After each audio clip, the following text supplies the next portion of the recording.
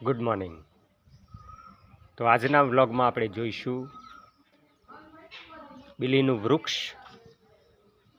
જે એક ધાર્મિક વૃક્ષ પણ ગણવામાં આવે છે. આ આખું એક ઘટાદાર આપણે બિલીનું વૃક્ષ જોઈ શકીએ છીએ.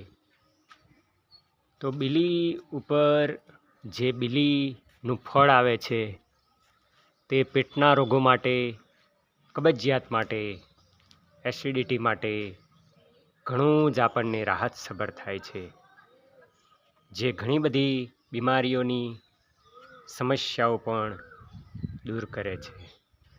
બિલીના આમ જોઈએ તો આ રીતે 3 પાન હોય છે, જે બિલીપત્રોને શિવજીના મંદિરની અંદર શિવલિંગ પણ ચડાવવામાં આવે છે અને એને એક ધાર્મિક વૃક્ષ પણ કહેવામાં આવે છે.